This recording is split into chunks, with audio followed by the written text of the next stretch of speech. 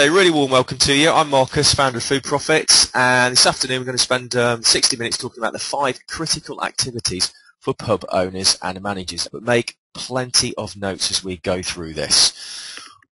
I'm delighted this afternoon to actually have a very, very special guest with me, and I met this young man, it's probably about a year and a half ago now, something like that, and it was at a trade show actually. And the first thing that struck me was a really, really nice, friendly, talkative chap. But what also struck me was actually how valuable what Chris, who I'm going to introduce you to in a minute, was sharing with me. And what Chris actually does is does 2 things really, mainly wears 2 hats. And the first one would be helps pubs, anybody who wants to get into the pub and wants to start off a pub, running a pub in the trade. And the second hat that he really runs is to help any pub owner or manager who, as Chris would probably describe it, is in trouble, maybe needs some more help, and also helps them with any debt issue you may or may have not ever had as a pub owner or manager. The other thing about Chris is he also is the Membership Services Development consultant to the BII. Now, all of you, I'm sure, know who the BII are, but I don't like to assume anything. That's the British Institute of Innkeeping, the national body. And what Chris has been working with them there, and he actually works very, very closely with the CEO of the BII, Tim Hume, who most of you will probably know. It's looking at actually how the BII can put a new offering to the members in the very, very near future. So Chris has been working hands-on with Tim, the CEO, actually on that to do that for the BII. As I mentioned, I met him about a year and a half ago, something like that. But what also struck me about him was his understanding of really what makes people tick. And if I can use some words that Chris mentioned to me the other day, he also likes to inject a sense of realism with pub owners and managers to help them achieve things, and achieve things that are possible, not impossible. So other than that, really, really, really nice guy. So Chris, a really, really warm welcome to you this afternoon. Thanks for being on this with me for about the next hour. That's fine. Thanks. Nice to hear you again, Marcus. Brilliant. Well, you're sounding pretty good, so I can hear you pretty well from here, so this is really, really good. So you're going to spend about 50, 60 minutes with us, just sharing with everybody we've got on this afternoon, and we've got quite a few people on this afternoon. I can see 1 or 2 of you that already run pubs, 1 or 2 people that I actually know here, so I won't not embarrass anybody, but I won't mention any names at the moment. So warm welcome to everybody this afternoon. So Chris, I'm just going to let you get started, and I won't steal your thunder. I'll just let you get straight into it. Do you want to tell everyone just a quick 60 seconds about you? Maybe I've not said enough. No, that's absolutely fine. I was happy for you to refer me as young. I'm a granddad this year, so you don't look yet. It's kind of no, thank you very much. But got many children behind me, so yeah, it's always nice to be thought of as young. But anyway, yeah, looking forward to chatting over some of my ethos and philosophy about what it is to be on top of your game and run a successful business. And likewise, it was over a year or so ago we met at a trade show, and you, Marcus, like me, you stood out of all the people I met over that weekend. There was a certain glint in your eye about business and your enthusiasm for it, and I was very keen to speak with you afterwards. So, oh, thanks, Chris. Appreciate that. No problem. Okay, yeah. So looking at the first slide we got up today, what are we here for? I want to inspire you today, hopefully, to create a written policy, and that may sound very, very sort of authoritarianism. But what I'm trying to say to you is, let's get some things written down that you can refer to later on.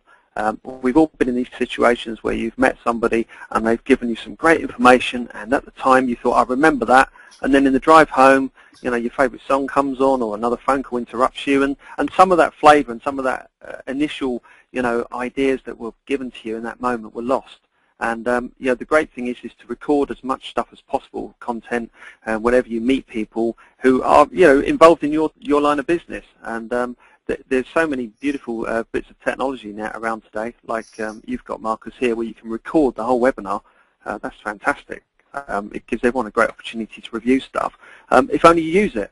There's no harm in having tools. You just got to remember to get them out of the box every now and then. So it's good that there will be a record of this, and I will urge people tuning in today, if they're not certain about something or their notes aren't as comprehensive as they would like, to go back, listen to that recording, and then perhaps sift through and find that word or that statement that I was referring to. Thanks, Chris. That's all right, no problem. I want to raise some questions today in people, and hopefully, as Marcus described, people can actually type up and enter in those questions at the moment. I think the format we're running today is we're going to attempt to answer these at the end, but there's no problem if you want to just send forward questions as and when they crop up in your mind. Also, I'd urge you to get a bit uncomfortable, and this is a part of my philosophy. I'm using that if you get uncomfortable, you know you're growing because you're stepping outside of your comfort zone. And I think a lot of people become very cozy and very comfortable in their businesses, and that can be to the detriment. They're not aware of other things that are changing and moving around them. And I would urge you all to become used to getting uncomfortable. And it sounds strange. I don't want you to get completely uncomfortable that you never speak to anyone, but I just want you to get used to the idea that actually when you hear things that are challenging and difficult, and maybe make you sweat a little bit or your heart beats a little bit faster, I think this is a good way of getting your radar tuned into future risk. And I'm often urging people to not spend your life looking over your shoulder, but just have your radar on and be used to things which are going to be a little bit awkward from time to time. So yeah, if could you have a look at the next slide, Marcus? Okay, 5 activities. Yeah, risk planning for your pub, how to fix the cash flow, how to present a compelling food offering, some effective stock holding, and the importance of an hour of power. Risk planning for your pub. Now, this is a particular interest to me. A lot of people who enter the trade I speak to at very early stages are incredibly excited about what they want to do, and they have no end of enthusiasm. But what they're largely doing is overlooking some of the risk areas, and they're very important areas, of course.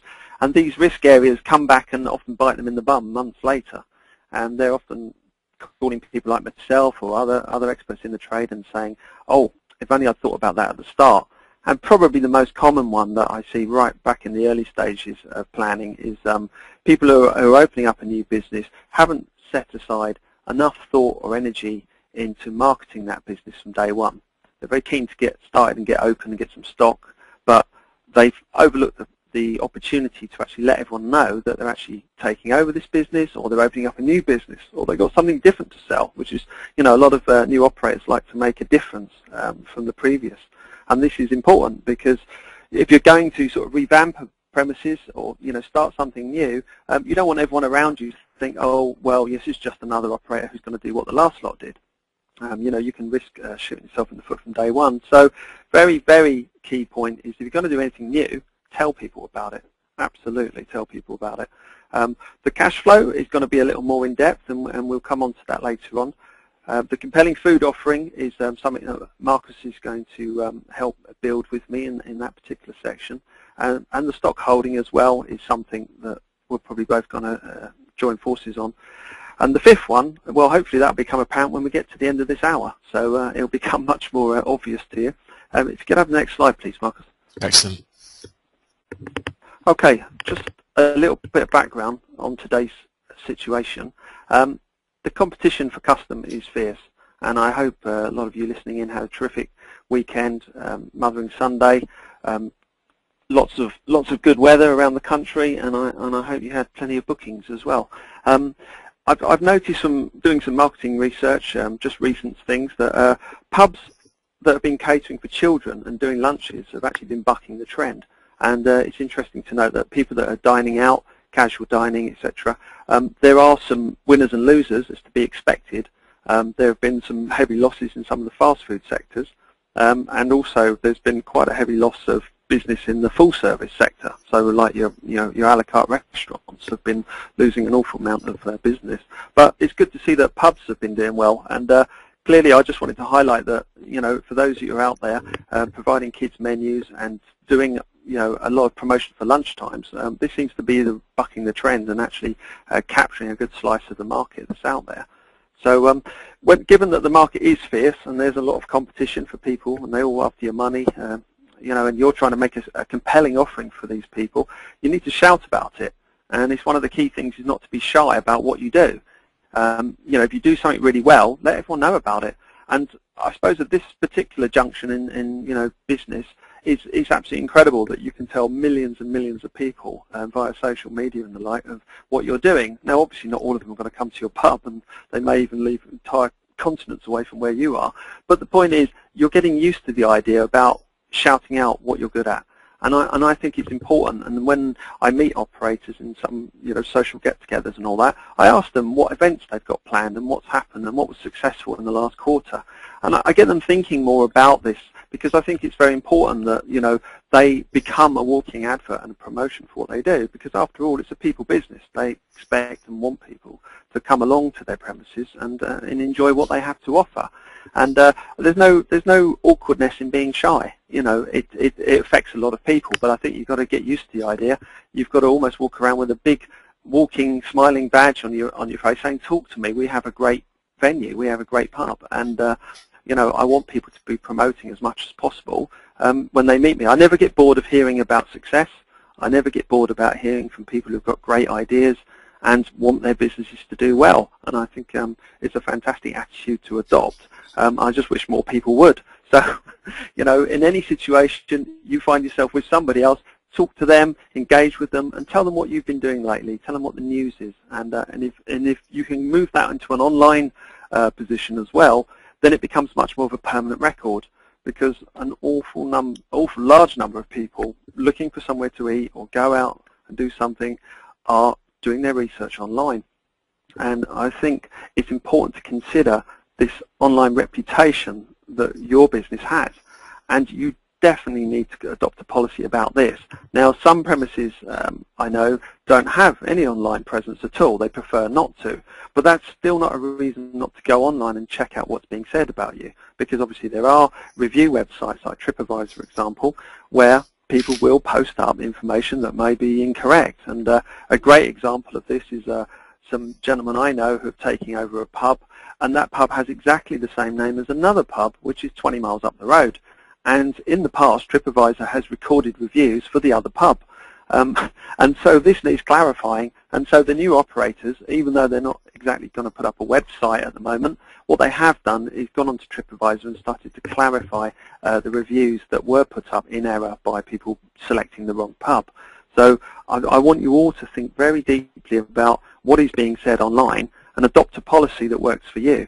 Also, it's important to check up, I believe, on staff that may or may not be posting positive reviews. They may say things which cause your stomach to lurch a little and think, oh my goodness, they're making reference to some incident at the pub, etc., etc. And I think it's best that you engage fully with your staff about their use of social media and whether or not they think it's appropriate to pass comments about what happened at work or what happened during the music night or at the wedding, or etc.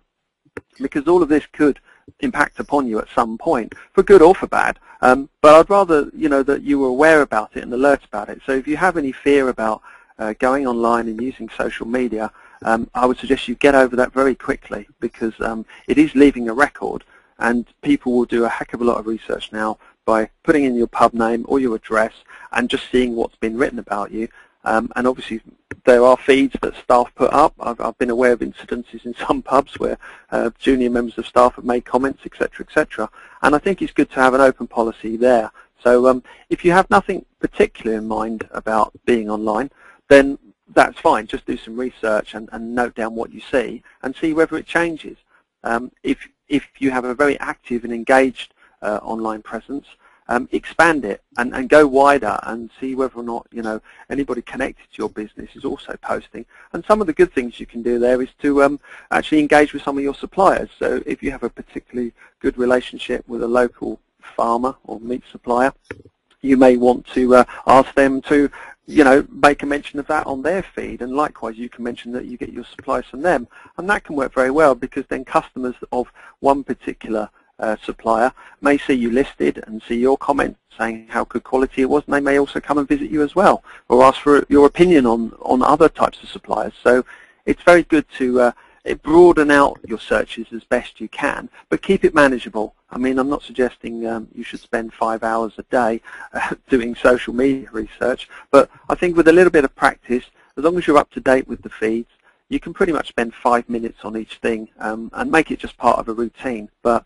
you know, get out there, have a look around, see what is being said about you and your business online, you know, and if you can, correct it or speak with the people involved and make sure that, you know, as much as possible, you know, the accurate information is being put up there. That's great. The next slide. Yeah, sorry, Marcus. No, that's great, Chris. Brilliant. Some really, really useful stuff there. Just a quick one from me for everyone that's listening. Towards back end of April, we'll actually have a webinar on social media, specifically for pubs, restaurants, cafes. And also, I'm in the process at the moment of trying to get actually one of the senior people at TripAdvisor to actually come on one of these for an hour with us live at the end of May. So thanks, Chris. Yeah, no, that's, I mean, TripAdvisor obviously is a real marmite for some businesses. It's the love-hate. And as I say, you know, that incident I gave earlier, you know, is a classic of, you know, where it can go wrong. But I think if the owners of those businesses are engaging, at least on the more popular search platforms like TripAdvisor, and are not afraid to put up comments or, you know, encourage people who've had a bad experience to speak with them offline, I think that's a great policy. And you know, it's probably the most simple one, and you'll often see this at work if you go onto any of the large Twitter feeds for people like Barclays Bank or Santander or British Telecom or British Gas. If you look at how they manage their feeds, this will give you a little bit of an inkling. Somebody will criticise the business and say, you know, you haven't helped me, you haven't called me back, and they will respond normally quite fast to those tweets and those postings, and encourage people to send them their phone number so they can talk to them offline.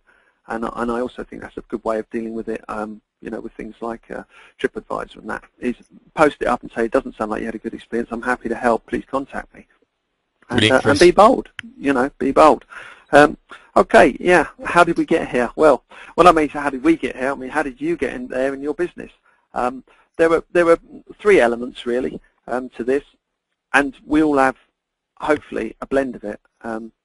By luck is the first one I came up with, and this just happens to be that for no particular skill or judgment of your own, just by luck, you just happen to be the flavour of the month. You just happen to be the venue to go to. You become fashionable, maybe not through your own work, but because of some other just pure, you know, serendipity, and you're doing well out of it, and that's fantastic. And I'm all for people riding their luck, and as a famous golf player, I think it was Gary Player once said, you know, the more I practice, the luckier I get.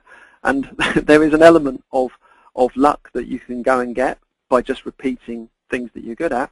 But equally, sometimes things just crop up out of nowhere. And, you know, you get a great reputation, or somebody that you've never met before will come into your pub and they just happen to be the editor of some local newspaper group, and they'll write a stunning review and you get loads of business out of it. And these things just happen. The second one I put up is by skill or judgment.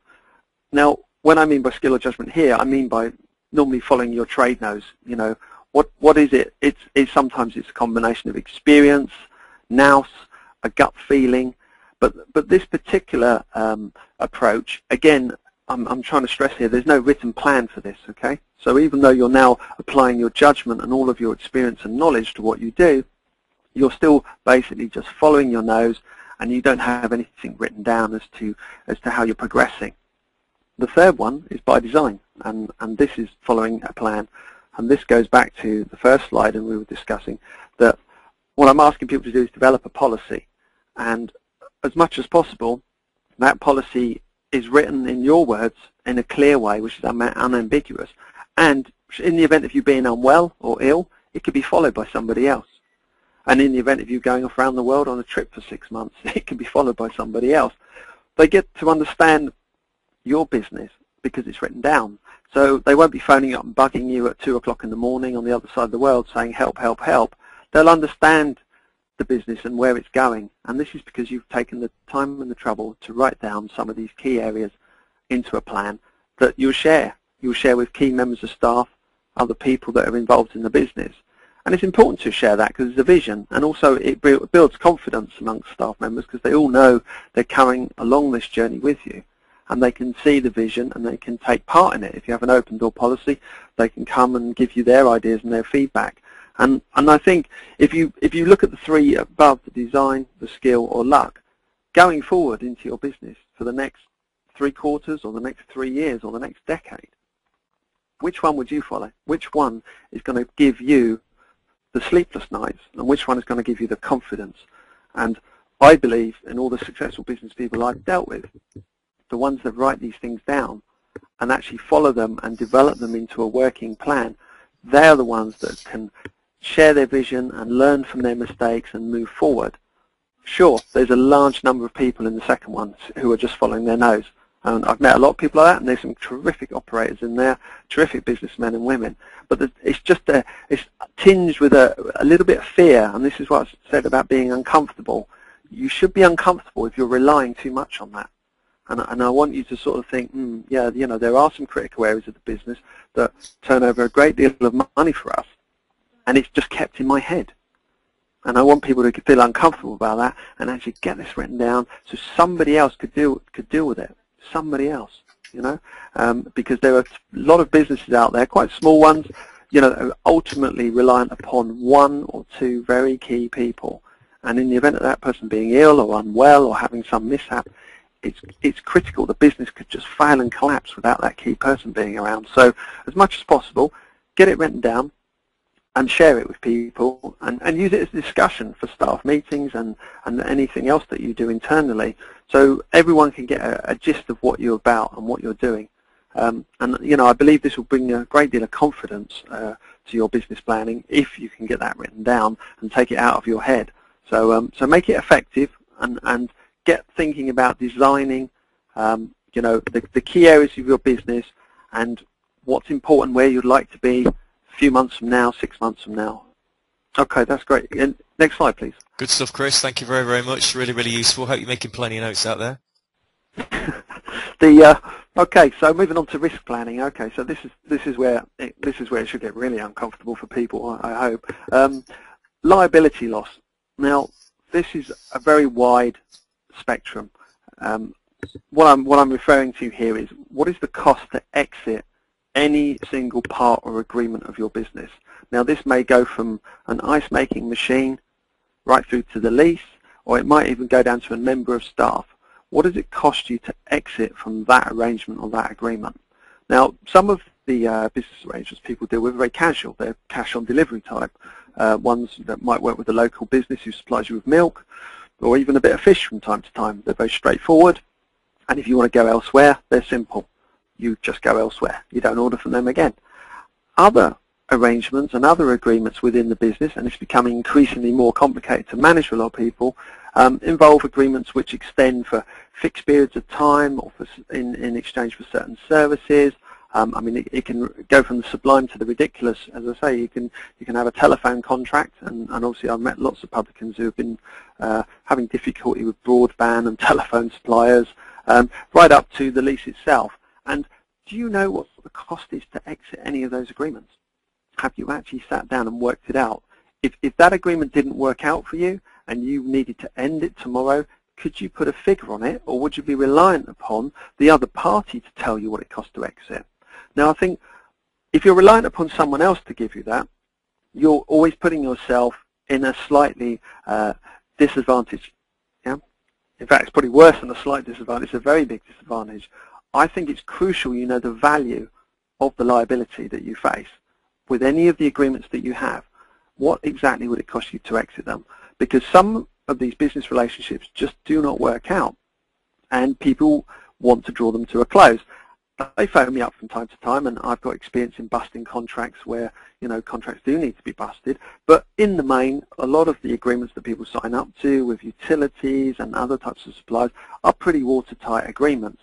And if you decide that you want to crash out of them early, you are almost wholly reliant upon the third party to tell you what that exit bill will be.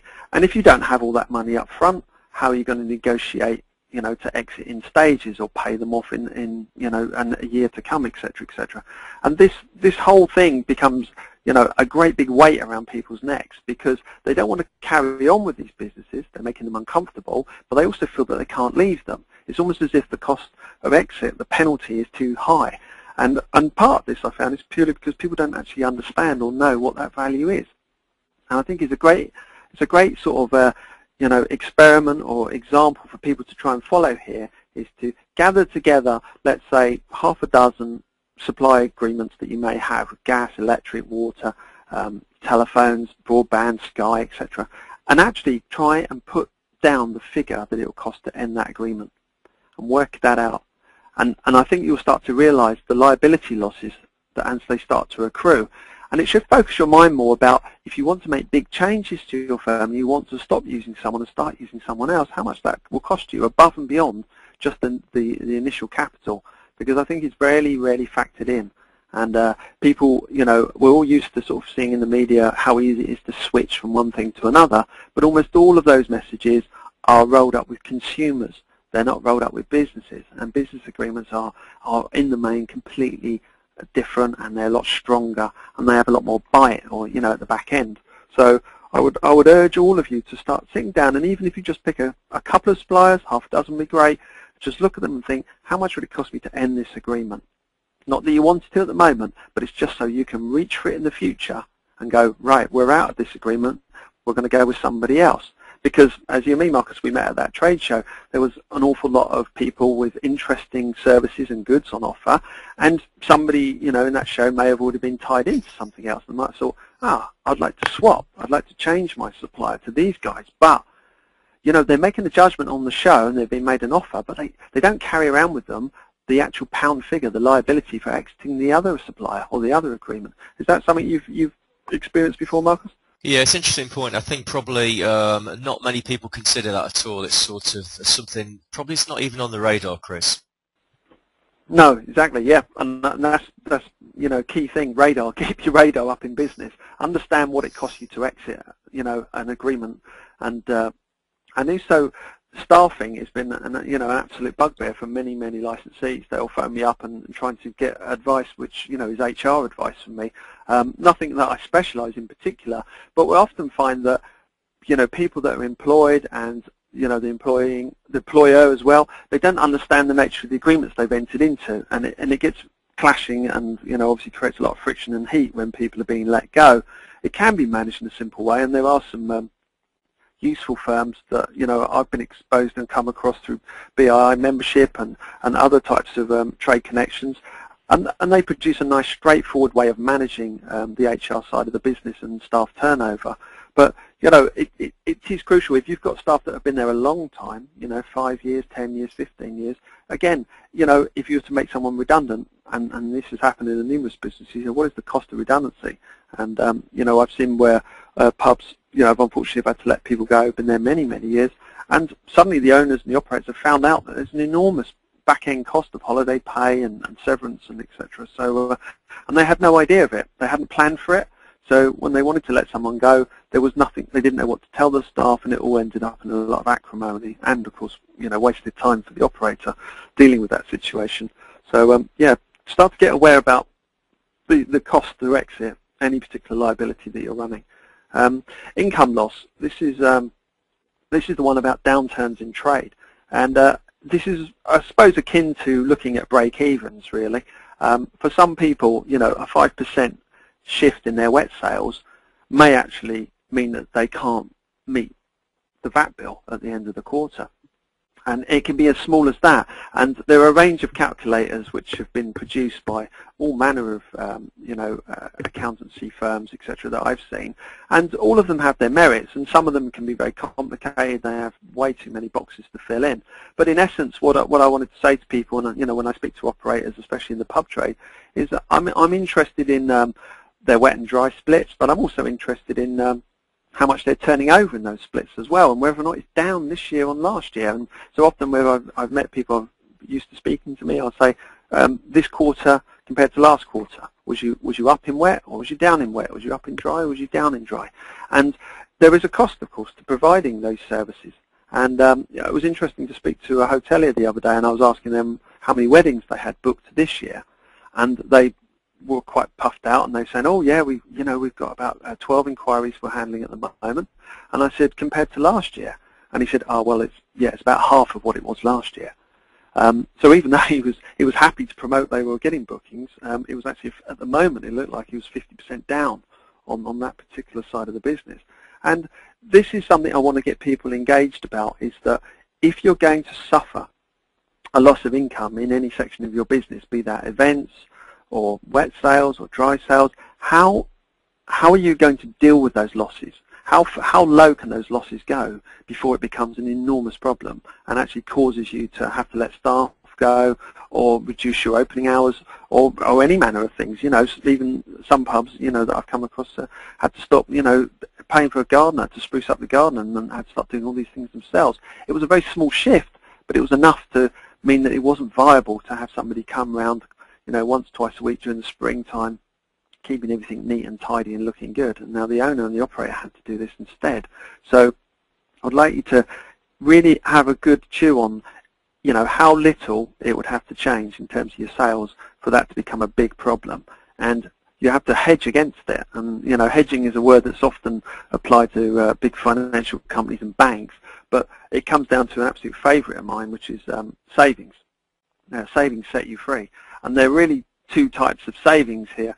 There are the savings that you need to be making by being diligent with the people you trade with, and making sure you're not encouraging too much waste, or being profligate, and perhaps having an agreement to supply some goods from an old friend of yours. He may not be the most competitive, but you perhaps could shop around and get something better elsewhere or cheaper value. But it's looking at these situations and thinking, hey, could I make savings, and actually have we got any fallback in the event that we need working capital, obviously, day to day, week to week, month to month, but do we have any contingency plans at all?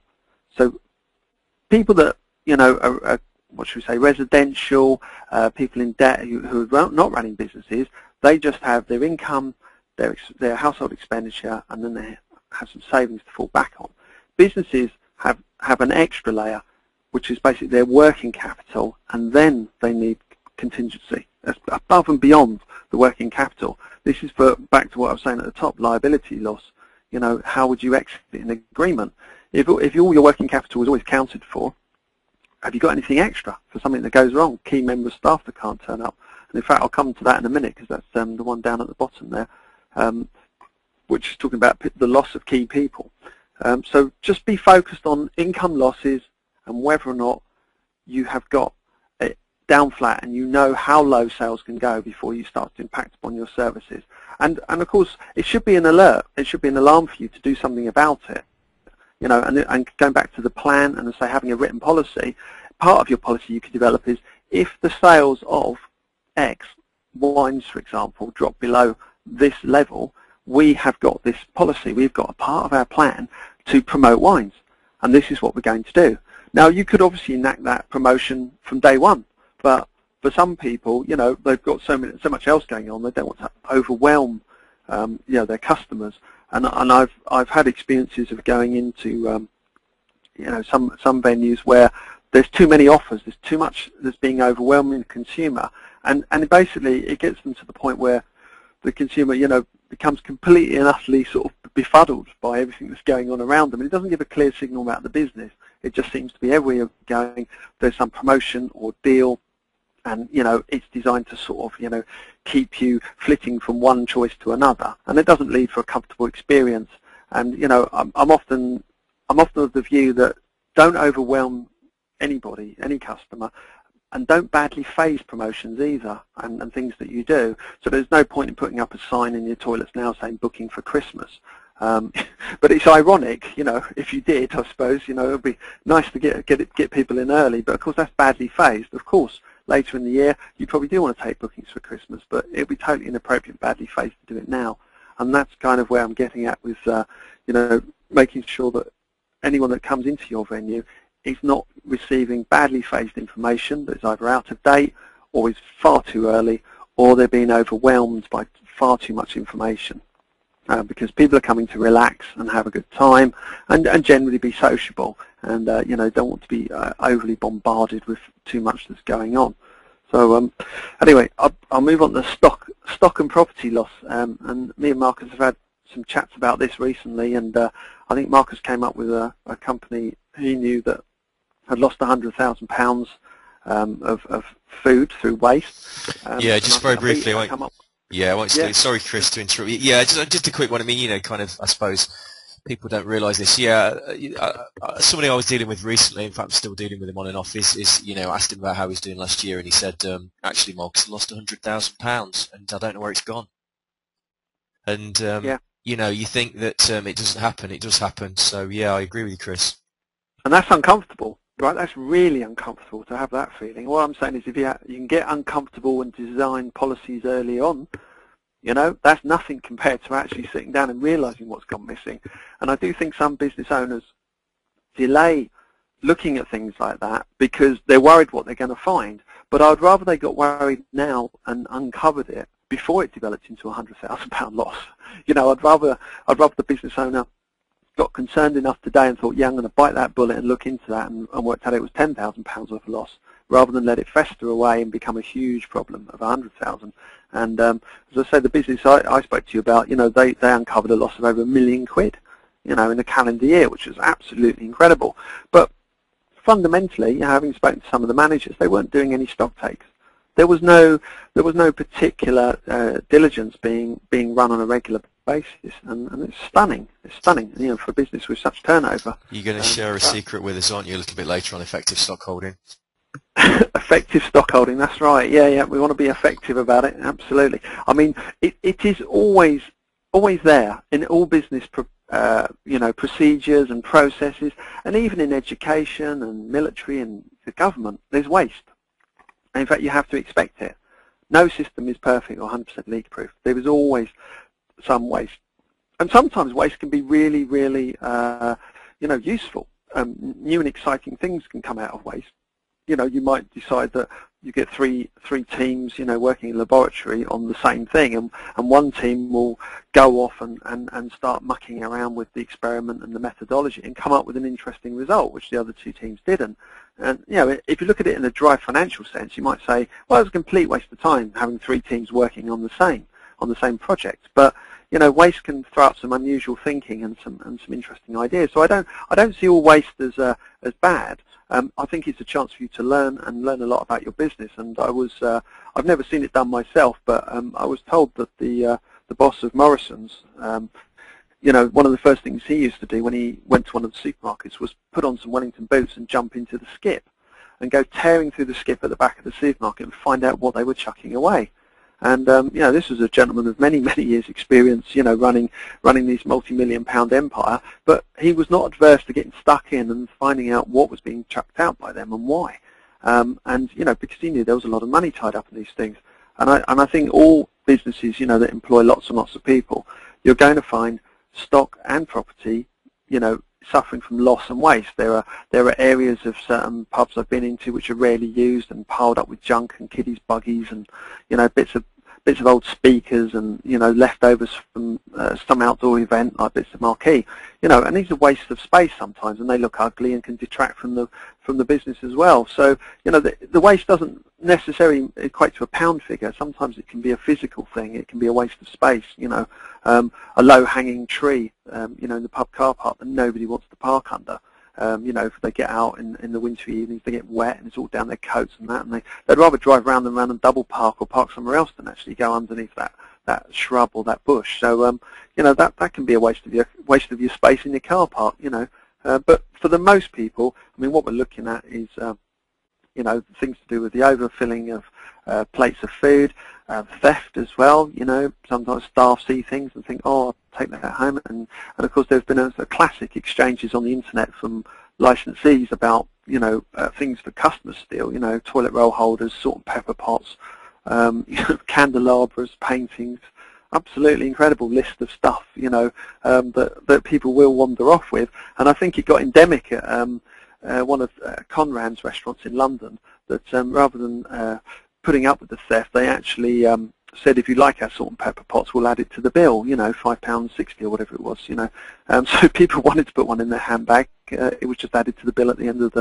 It was very amusing, but, I mean, obviously they'd lost thousands over the years, so it was something they dealt with in a very light-hearted way, and they made a bit of press out of it.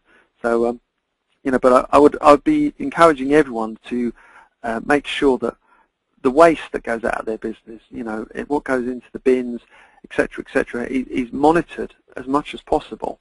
And this can go as far as to actually seeing that sometimes you're not charging enough, and that sounds bizarre, but to use a business which is not in the least bit connected with the pub trade. Some people I know were going to put on some children's sporting events over the Easter holidays, and there was discussion about the pricing of, having kids come along and do sporting activities from 9 o'clock in the morning till 5 o'clock in the afternoon, and what the charge should be for that. And the discussion went round and round as to, whether we should make it as cheap as possible. But the problem with making it cheaper and cheaper and cheaper and making it look like amazing value is that once you get below the threshold of what is a babysitter, you end up with children whose parents will book them into these all-day activities, not because the children are particularly interested in those activities, but purely because the parents want a cheaper babysitter than what is available. So actually, by charging a bit more than the going rate for babysitting, they got children engaging with the sporting activity who wanted to be there and actually wanted to do it because their parents said, actually this is going to cost me a little more than a babysitter, and I know my son-daughter really likes doing these activities. And I think that's a really interesting concept to look at, that some people don't charge enough. And early stage business planning often identifies, especially with sales and people that are selling goods and services, that sometimes they don't charge enough in their price point. They're not really charging enough per hour to make the business viable. So they spend many, many hundreds of hours working, selling goods and services, and turn around and realise they haven't made much of a profit. And it gets very, it depresses them and brings them down and puts them off really. And all it is down to really in the early stage, they didn't charge enough. And I've never been one that's been impressed with price wars that are run by certain food outlets. I think they're a bad way to generate business, and you normally end up with lots of deal hunters.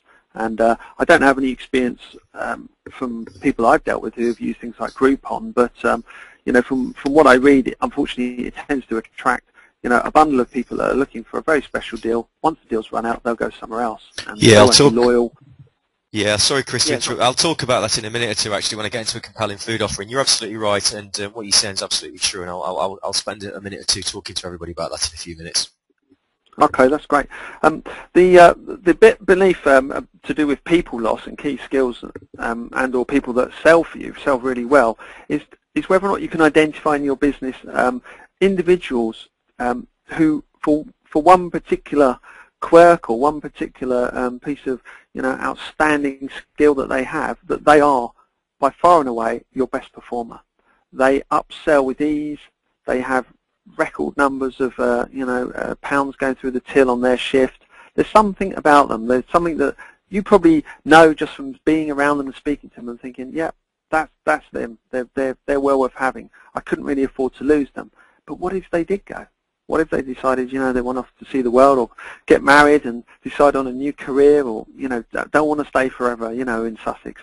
It happens, and it can be devastating when it does for some businesses, because some of these people have got an essence about them, which is hard to bottle. But you need to identify them, and you do need to be on it, because the one thing's for sure, if you're very, very reliant upon certain people with very key skills, if they leave you, you will probably suffer an income loss and a drop in your trade. So you need to get underneath the skin of these particular people and duplicate it where it's all possible. And so if they do decide to up and off, that you haven't lost what it was they were capable of doing, and that you paid enough attention and watched them and basically learn as to why they are great at what they do. You may put that down to yourself. You may say, I trained them well. I gave them all the information they needed, and I made them this wonderful salesman or woman. And it was from that they're good. And I really do hope that is the case. And I hope that that particular training and that insight that you gave them is written down so you can do it for the next person. So if they leave, you can repeat it, because that, to me, is is the essence of good management and good business. That you are able to duplicate success throughout the people you employ. So if any one of them can't turn up to work, or, as I say, decides to go off and do something else in their life, it's not going to be catastrophic. It's something that you've planned for. You've got it stuck away in your drawer, and even though you might not want to admit that they might one day decide to go off and do something else, when they do, you can shake their hand and smile and say it was a pleasure, working with you, and you can look forward to the next person that come along, and you can mould them and help develop them into the same. And it's crucial to say that some companies, they throw away good people, and they normally throw them away just purely through mismanagement, not for any other reason. If they actually looked at the bottom line and studied it hard enough, they would work out that these guys were very, very important, and that, you know, they generated an enormous amount of turnover and business for them. So really focus on the people as much as possible. You know, the other assets, you know, that we're looking at, the liability, income loss, and the stock, you know, they have a human element for sure, but when it comes to people, you're going to have to put a value on that as well, and say, you know, if we lost that particular chef, you know, how would we replace him? And then I think, you know, recruitment of staff in the hospitality industry is a massive subject all in its own. And I hope Mark is going to tell me, yeah, you've got a webinar coming up on that aspect as soon in the future. Is that the case? Is that something you're planning, Marcus? Yeah, we've actually done one recently, actually, on that one. Yeah, and we'll be doing more in the future because it's key. Oh, great. Oh, fantastic! Yeah, it never goes out of fashion, I don't think. You know, putting new people in place. So great. Okay, thanks. Yeah. Oh, next slide, please. Cash flow, Chris. One of the biggest 6 problems facing any pub owner or manager ongoing often. Absolutely. Yeah. Well, some of this stuff touched upon it in the previous slide to do with risk. Knowing your break-evens, absolutely stunning the amount of people that don't know what it costs to put a cup of tea out, or you know, ham, egg and chips, or a pint of beer, or a glass of wine. Absolutely no idea whatsoever, and quite worrying, of course. You know, again, flying very much by the seat of their pants or doing things by their nose, and it's not designed to catch you out. You know, as I say, it's not. This isn't. You know, when you're in business, it's not a game of who's got the best memory.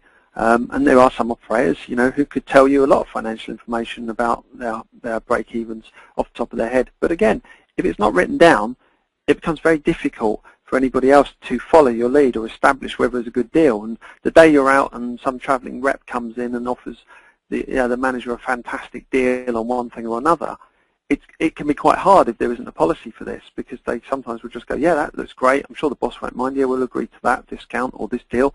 Only to find out later on, it's not quite what it was all cracked up to be. And I think it's crucial that you always have a handle on everything you're selling and everything you're promoting. You know, the price points are crucial. You know, there becomes a tipping point, of course, where you make things too expensive, and it puts people off. But it's striking the right balance. But it's also being, you know, genuine to yourself as well. You know, there's no point in running a business, you know, in the food sector as a charity. It's absolutely, you know, there's no need for it at all. But some businesses do seem to, you know, cut things to the point where they are literally, you know, paying to go to work. And I find it stunning, you know, that they have, most of those businesses have the very, very faintest idea as to what the break-even is on any of their product lines. And it's only through knowing this and knowing the cost and being genuine with the cost of putting out, you know, food or drink in your premises that you can really establish, you know, your gross profits here.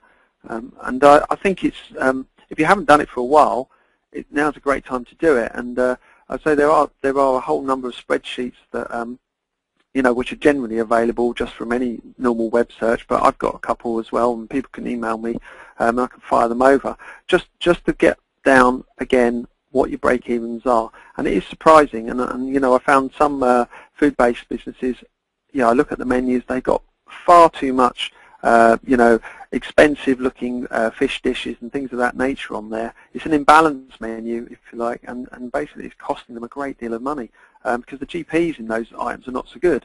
And you can't pass on the full cost, you know, otherwise you end up with plates of turbot that cost 40 quid, etc. And there's very few people willing to pay that kind of thing. So, you know, being savvy and being knowledgeable about break-evens, you know, isn't a chore. It should just be fundamentally there. You know, especially for a business that's got a lot of product lines and a lot of different offerings. Back to knowing the cost to exit. Yeah, I call it the floor. The floor may not be the same as a break-even. The floor may actually be above it, and that's to say, you know, it may cost you £100 to pay the bill each month, but it may not be £100 to exit the agreement. And so the floor and the break-even can be two different things. So knowing where your floors are is also, you know, something to consider, because if you had a falling income and, you know, you basically were applying your policy correctly, you would know that when your cash your cash reserve hit the floor, you would have to exit that agreement, because if you went below the floor, you actually wouldn't have the money to pay for it. And so this is a concept which for some people it gets a little bit muddly, and they think, so how can they not be the same thing? It's just the difference between keeping the agreement running and stopping the agreement. And so what will it cost you to basically exit an agreement? What is the floor level, that payment? And some contracts is quite easy. They want 3 months notice or 3 months money. Others want longer terms, and some insist on a penalty, etc., etc. But there genuinely is a flaw to almost every agreement, and it's knowing that flaw. And as you say, you'll often find it's more than just 1 month's worth of payment. It will be something on top. But again, can you actually put hand on heart and actually say what that figure is? And I would urge people to get uncomfortable and go looking. And even ask the companies as well. And I know it's a little bit strange because earlier on I said, do you want to put yourselves in their hands? But find out what they say it costs to exit the agreement, and then you start to read through and start to apply, your knowledge and see whether or not it's the same thing. And if you think it's in the ballpark figure, it's roughly about right, then okay, fine. They're not trying to squeeze anything extra out of you. But you'll find some companies have got so many complicated and different ways of billing and agreements. One member of staff will quote you one thing, you put the phone down, call them back up, and somebody else will quote you something else. And that's been classic. In fact, I've used that technique quite a few times when dealing with creditors on behalf of some of my customers. We will attempt to get a settlement, contact one person, not get the answer we want, so we'll hang up and we'll call back somebody else, see if we can get a different agreement. I've got no problem in doing that, and I think it's time well spent, trying to establish, what the floor is and where you can get out of these agreements. Sorry, I've repeated myself. Savings in 2 parts. Yeah, working capital and contingency fund.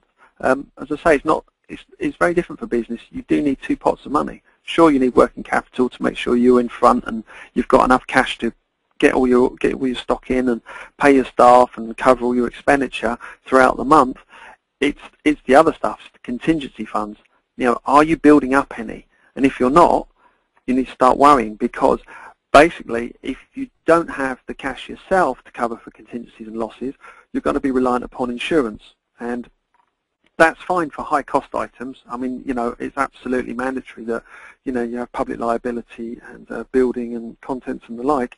But for smaller things, it's almost impossible to get good policies. In fact, it can work out very expensive. And I think almost everybody listening in would have had the experience of going to a home base or Asda or something, and you're buying a piece of equipment, maybe for the garden, or a small fan heater for your office, and it's 20 quid, and the guy behind the till says, would you like product replacement cover, for this item? And I think almost all of us take the view that if the item's 20 quid, you'll self-insure that. If it breaks and goes wrong, you'll just go and buy another one for 20 quid, and you don't want to spend £7 and all the hassle of making a claim just to buy some extra cover. So for sure, high-risk areas, definitely get the insurance, get them covered. Small policy stuff, you're going to have to start building up a contingency fund. So look at your cash flow, look at the capital that you've got coming in. How much is it for the month ahead, and how much is it surplus? And there's a contingency for problems, things that go wrong, that break, that you're not going to insure, you're not going to cover. And start to separate out those 2 pots of money. Because heaven knows you're definitely going to need them if the business is to be sustainable in the very long term. So, that's my advice there. Definitely look at having 2 pots of money and look at the insurance. And for all the small stuff, start to insure yourself basically with a contingency fund. Okay, Marcus, next slide. Brilliant, Chris. Right, some really, really good stuff you're coming out with today. Fabulous. Really getting people to think about things a bit more in depth and detail. I'm not saying everybody doesn't, but just some things that you and I probably take for granted sometimes just can get completely missed. And it's sort of preparing, isn't it? Just sort of having all that planning. And I suppose the word for a lot of what you're talking about is the word control, isn't it? Having some control on everything. Yeah, absolutely. And I think you should view doing some of the things I'm suggesting here. You should view it as getting a brand new car. You may spend all your life driving Land Rovers, and then you win in a competition. A rear-wheel drive sports BMW. You spend all your life in the 4-wheel drive, 3 foot off the road, and then suddenly you've got low slung rear-wheel drive sports car. you're going to have to change, aren't you? You're Yeah. driving. You Yeah. have to adapt. It's different. And I think a lot of people need to say, I've been running this business maybe for a year, 2 years, 10 years.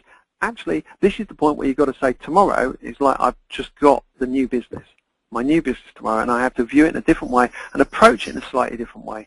Yeah, and basically be prepared to change your driving style and think, oh, you know, that scared me a bit there. It was a bit twitchy as we went around that corner, you know. And that's what I want people to do, is feel a little bit nervous about some of the things that, you know, they probably let drift. And we've all been guilty of it, I guess, in our lives. You know, there's some things you think, oh, I'll leave that, I'll leave that, I'll leave that.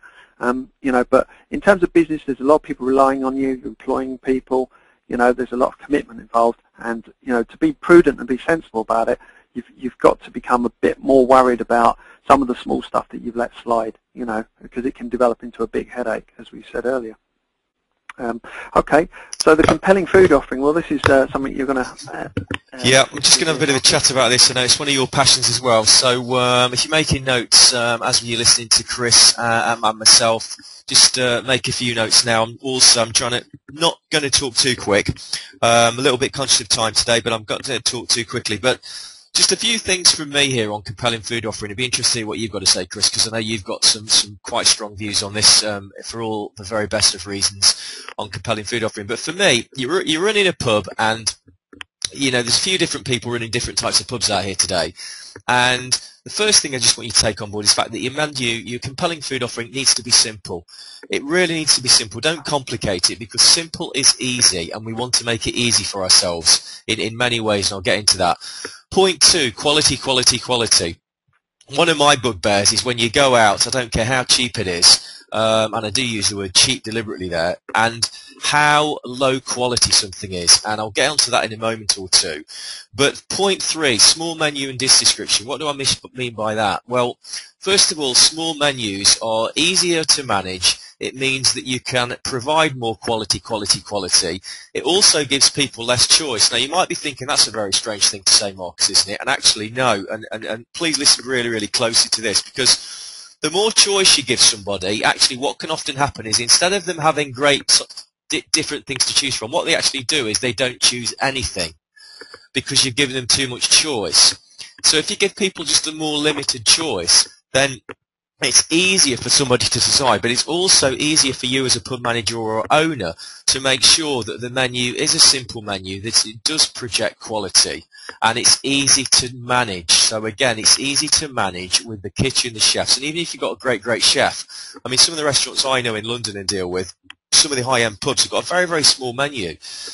Why? Because it just means that it's easier to do, and it also means that you can make sure that your standards are really, really high, which is one of my bugbears about different places, and it's not just applicable to pubs. The reason I put dish description on there is because what we want to do on our menus is want to use, and I would use this word, and please write this down, emotive. We want to use emotive words, because what they do is actually people just reading a menu are actually going to buy into it, and it's actually going to sort of get the saliva and the taste buds just flowing before you've actually even seen the food be presented to you. So you want to have on your menu just a dish description of what it is. So let me give you a little example. Lots of pubs serve things like fish and chips, burger and chips. Why? Generally because burger and chips and fish and chips are really, really big sellers, and they can also make you some decent margin. But if I take point 4 in while I'm discussing dish description, is we also need to differentiate ourselves or our menu offering. So it is compelling, because if it's not differentiated and our burger is just a burger, or a fish and chips are just a fish and chips, it doesn't stand out. It doesn't differentiate. I remember meeting Aidan Byrne. One or two of you might have heard me say this before, but the MasterChef finalist last year, and he does burgers at his place up in Lynn, which is Church Green, and he differentiates. So he makes the burger a little bit differently, put some different flavours in there, some different toppings, some different accompaniments, and he actually describes it on his menu. So that dish has a description, and the idea behind that is we actually want people to kind of buy into that and actually want that dish before it's actually being delivered to the table. So with a small menu you can do that. With a small menu you can make sure that also you can have quality, and it's simple to run. Point 5 on that slide from me, the reason it's in bold and capitals is be outstanding. You need to be outstanding. If you've got a menu, and I've got a couple of menus in front of me just to sort of share with you on this minute or two, but if you've got a really, really, really big menu, and I've got a pub group on here, and I won't mention any names, but they've got 36 main courses on this menu. They have to be frozen in a freezer, sat in a freezer, don't they? Now, don't get me wrong, there's a place for that. But if you're running a pub and you're thinking that you need to compete with a Wetherspoons or a Marston's doing 2 for a tenner, all these different sort of things, and you're an independent, I've seen a few independent pubs do this recently, my suggestion to you is not to do that, because please listen carefully to this, you can't compete with a Wetherspoons or a Marston. So you've got to differentiate yourself, which is why your food offering has got to be outstanding. It's got to be outstanding, it's got to be quality, and it's got to be simple to do, because it makes your life easier. What it also does is, and let me just make this point, you might think, well, 2 for £10 is going to pull people in. Absolutely right, it might pull people in, but here's the thing, even if the food isn't very good at 2 for £10 because it's a low price point, it won't mean, let me repeat that again, it won't mean that people come back into your pub.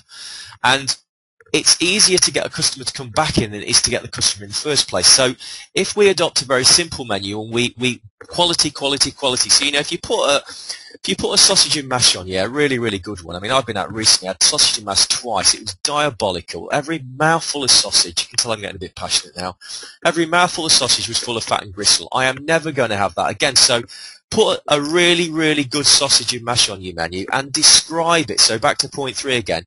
Describe the dish so people go, do you know what? I have got to try that sausage and mash.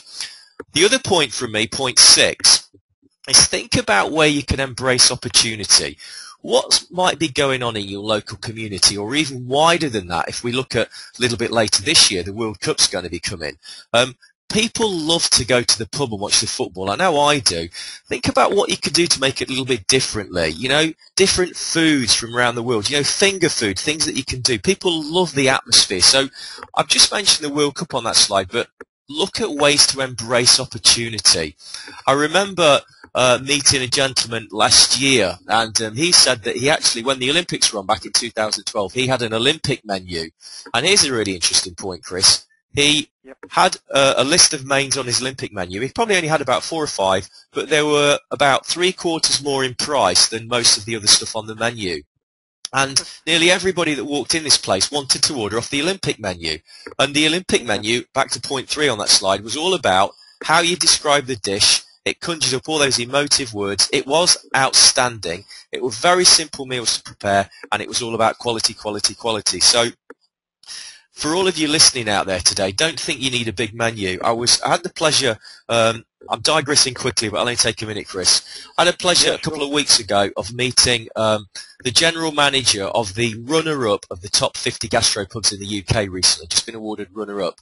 And they've got a very, very simple menu, no more than 10 starters, 10 main courses, and 10 desserts. And my view, again, is you don't want a menu with any more than 10 starters, 10 mains, and 10 desserts. Because otherwise you're giving people too much choice, and you're going to have far too much food in your freezer. It's not going to be fresh. It's not going to be simple. The quality's probably going to be a little bit lax, and it just makes life more complicated for you. So we have to be different to a lot of the pub groups out there, particularly if you're an independent pub, and you do need to differentiate, and you do need to be outstanding. So just a few things for me on there, Chris. Don't know what sort of viewpoints you've got as well. Just a quick one about descriptions. I mean, one of the most classic descriptions of foods, you know, obviously in the retail environment, was hand-picked apples, you know, which I think Marks and Spencer's used in one of their promotions, which, you know, it's very memorable. It's been laughed at quite a lot, but, you know, it was promoting care. It was promoting produce that probably could have been local, you know, because the imagery that they used was very strong there. And it also indicated that it was speciality, that they were carefully hand-picking certain apples for you to eat. So they were choosing them for you with some care and, you know, and some thought there. And I think whereas that worked quite well and it's very memorable for saying hand-picked apples, I saw some press for a venue that was going to open up, and they had expanded that philosophy and said that, you know, their venue would have hand-picked books for their customers to read. I mean, that was stretching the analogy beyond the point where it became utterly ludicrous. I mean, we all laughed when we read it, but it was using emotive language. But I think in the context of hand-picked books was very out of context. Yeah. But it kind of still works for hand-picked or hand-reared. It does in part. So yeah, no, good point about description, and yeah, I do agree that certain keywords in there really do make people want to buy those items. So yeah, agree with all of that. Excellent, Chris. I'll just let you have a little chat about effective stockholding. Yeah, sure. Was it on the next slide or was it this slide? Sorry. It's like I've just pulled it up. Oh, there you go. All right, yeah, no problem. Yeah, sure. Effective stockholding. Well, initially, it goes a little bit back to something you just touched upon there, Marcus, about if you have too wide a menu, too many items involved, you can end up with way too many freezers and other storage facilities at the back of the pub. And I've looked at this in the past, and I found behind the sort of tills and around the back, every crawl space literally crowded with storage for one set of food or another. Some of these things years out of date, never looked at. Boxes of various condiments and various other things that have been bought in haste because they seem like a good deal down at Booker's or some other wholesale suppliers, and never really looked at again, never used, not much of a thought. And this extends to another thing that I've seen, which is we touched on, is about do people have too many toys? I mean, there are gadgets and pieces of equipment and things that operators and publicans have bought in the past, which basically are more of a kind of an impulse purchase for the operator and the owner, rather than for how the customers will use them. And memorably, I went into a pub and there was a whole series of pinball machines that one guy was absolutely hell bent on having. Loves pinball machines, meant something to him in his youth. Didn't really have a whole lot of connection to his customers. And they were taking up an area of the pub where easily probably another 5 or 6 people could have sat in some comfort. But he was absolutely hell-bent on having these toys. I would suggest to all owners and operators to actually take a good walk around in the kitchens and outside, and actually look at, have they bought something that was so frivolous and really added no value to the pub whatsoever. It's nice to put a personal stamp on something, but the classics. Which an estates manager told me once was that whenever he used to let pubs to people, he used to say rather jokingly to them, when I come back in 3 months' time, I don't want to see a new car, in the car park. And they used to go, yes, okay. And as he said, 3 months, 6 months would go by, I'd go back to the pub and see how they were getting on, and there'll be a new car in the car park, but with a private number plate as well. so that how much value did that add to the business? None. It didn't. It was more of an ego thing. It was totally irrelevant. And there are toys, that I spot in various establishments, and the owner has bought them with the best intention that somehow they would do something for the business, but quite frankly, they were just a dead loss and tying up capital.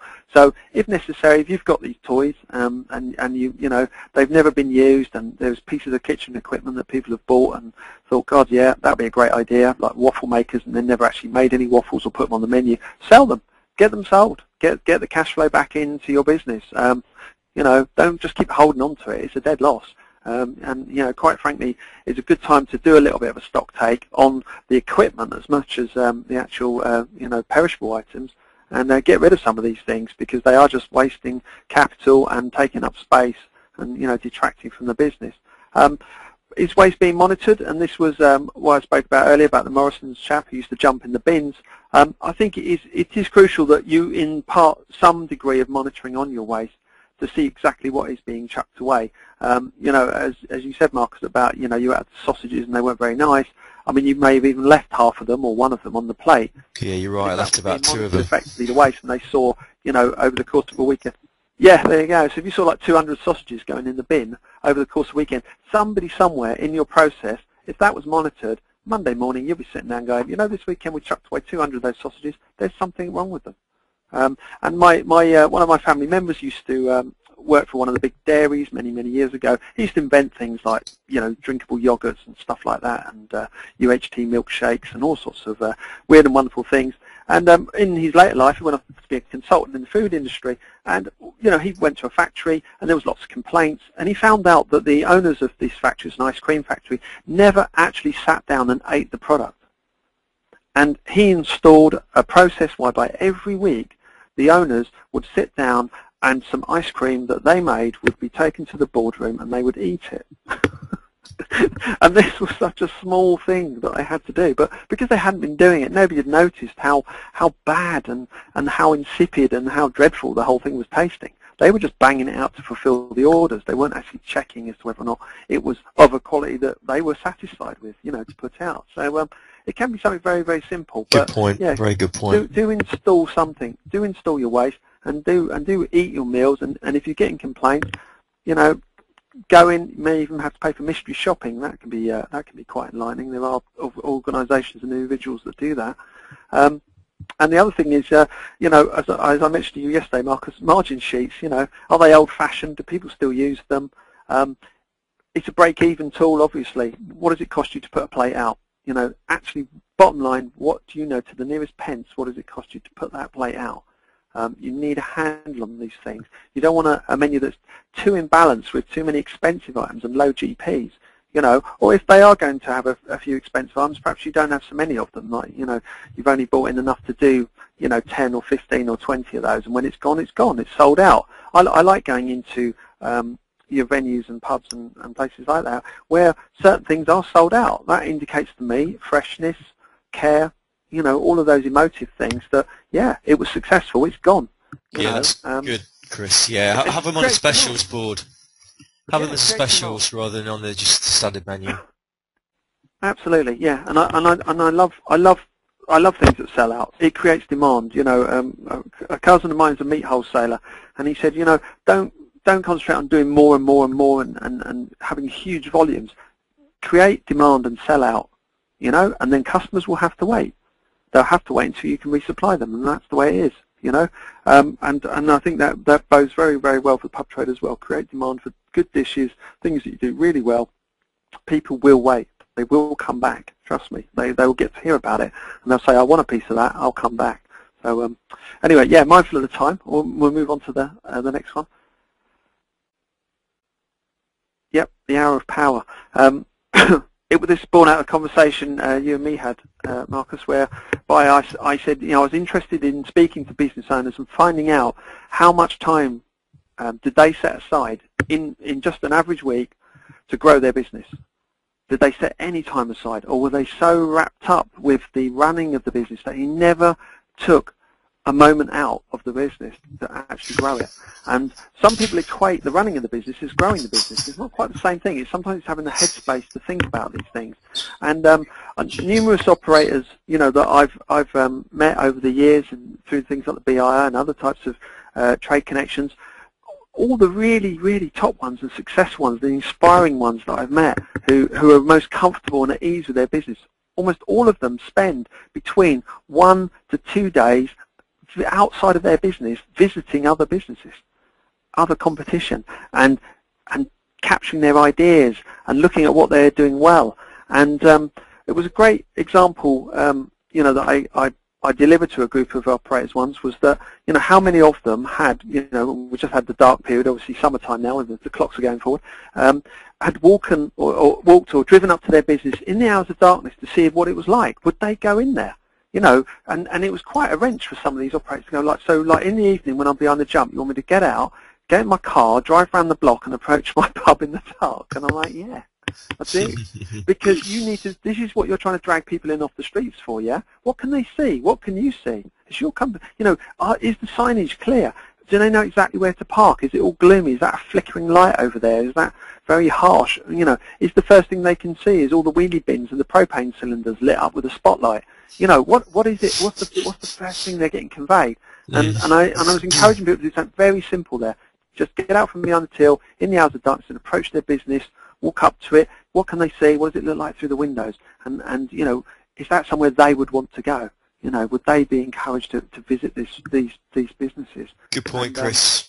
Yeah, I really would encourage you all to do that. I mean, obviously, practically, it's not always possible for operators to spend so much time out of their business going around and visiting other places.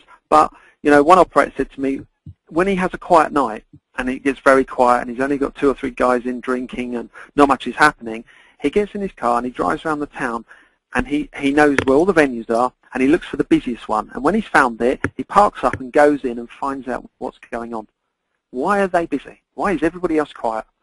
And his research is done on a very simple, but that's a great policy. It's a great policy. Yeah, it is. Absolutely. So simple to do. So simple to do.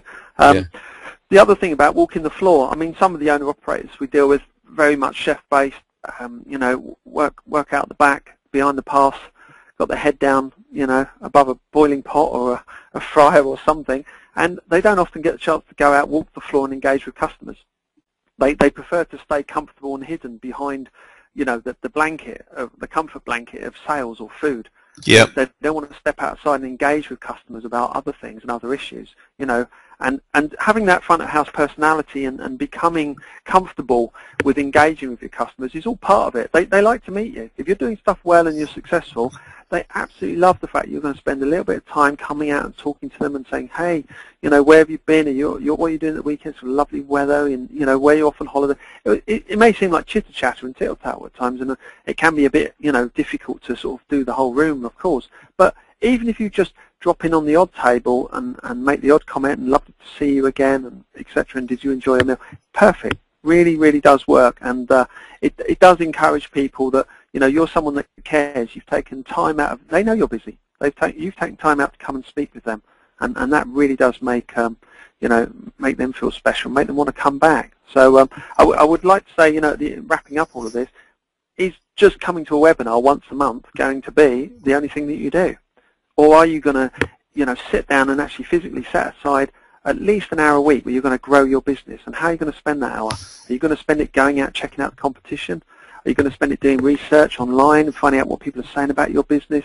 You know, how are you going to develop your business? And you know, are you going to set aside 1 hour you're not going to be disturbed, where you can get some clear thinking done and actually put, you know, your plans into action? Yeah, crucial stuff from Chris. Absolutely, completely agree. And I'll share with you kind of what I've been like for many years until quite recently. I try not to force myself to do it now. Chris, it's so easy because we're all hung up on running our business, and we're in the business rather than trying to look at the business from the outside. You know, that old phrase, working in your business, when you should be thinking about how to work on your business as well. And this is what you're talking about here, about whether it's just an hour a week or if you can do longer than that. And I think what happens is often we kind of get caught up in, well, oh, I need to be working in it, doing more. And actually, it can be quite hard for us to actually take the time out and just sort of take a time off, go out, go down the river, just do that and have a think for an hour, because I've done it myself, and sometimes you'll find it actually is the most powerful hour of your week, you know, rather than trying to do more and more, and I have to do it myself, and I've been really, I'll be honest, been really bad, tell everybody that, I've been really bad at this in the past, try to get a bit better at it now, but you just take time out. You're actually not being lazy if you go down the river for an hour with a paddle pen, even no paddle pen, and just take time out, because sometimes some of your best ideas will come to you like that. And I think there's a tendency, because of the way we're brought up, that if we're not, I'll use the busy phrase, if we're not busy all the time, we think we're not working properly, or we should be busy. We don't need to be busy. The whole idea about being successful actually is to be not busy, isn't it? Yeah, quite, absolutely. I mean, I remember, you know, chatting to one operator. Basically, you know, he always had a couple of disused lines, you know, on his bar top he never used. And I said to him, why don't you put a cake stand in front of them? And he said, sorry? I said, well, you never use them. I said, why don't you put a cake stand in front of them and say, why not have a slice of cake with our wonderful tea and coffee? He went, all right, I'll give it a whirl. So he went out and bought a nice glass domed cake stand, and you know, bought into. He didn't. I think they may start making their own cake now, but you know, for originally they bought some in from a wholesale bakery supplier. Really beautiful, deep cakes. You know, $2.95 a slice with a cup of tea or whatever, and perfect. He said, we just sell tons of them now. You know, he said, well, absolutely loads of cake, and because this was dead space on the bar top. Superb. You know, throughout the working day, it wasn't going to be crowded with pint glasses. You know, it was just waste of space. The pumps were wasted. Didn't want to take them away because they leave a big gap. So why not put something in front of them that you can upsell? You know, back to the TripAdvisor thing, you know, you don't even have to leave the comfort of your office. You could easily go online, look up the top 5 businesses around you on TripAdvisor that are in your niche, you know, restaurant or pub, and you could download their menus, probably most of them off their websites, find out what they're doing. What are people comment about? Why are they so good? You know, why are people, you know, really giving them good reviews? What is it about it? Is it the food? Is it the staff? Is it the decor? well, there must be something in there, but it's easy for you to do a bit of research just sitting at your PC looking at those things, and just try and grab some of those little insights from wherever you can get them. Even if you only do it for 1 hour a week, it's just start. You'll get used to it. Have you got any more slides there, Marcus? Yep, just going to pull this one up for you. No and just a little bit about you, some really good stuff. So, hour of power. So, if you're listening to that and think, oh, I can't take an hour out this week, if you only take an hour out, just take 1 hour out and spend that time just thinking, or with a pad and paper, and just take yourself off somewhere, go and check somewhere else out, whatever it might be, but just take time out. Because working in your business, sometimes just on and on and on and on and on and on, just actually doesn't do it. I've proved it to myself. Over to you, Chris. Yeah, sure. Well, my recommendation in summing up is basically, don't allow yourself to continue in business reacting to everything that goes wrong. Be ready with a plan or a policy and execute them. There's no, I've come across all sorts of businesses, big and small, where they spent a great deal of money on hiring in consultants, and then they haven't followed the consultant's advice. Well, sack them. Shouldn't have hired them in the first place. If you're going to pay someone to be there and put together a plan for you, execute the plan. Execute it, otherwise you'll never know, and it was a waste of your time and a waste of your money. So, don't wing it. I mean, it's definitely, business is scary enough without then adding in that flying by the seat of your pants kind of thing as well. Develop some policies, simple policies, even if it was right back to the original one I was putting up about having an online policy to engage with social media or to monitor it.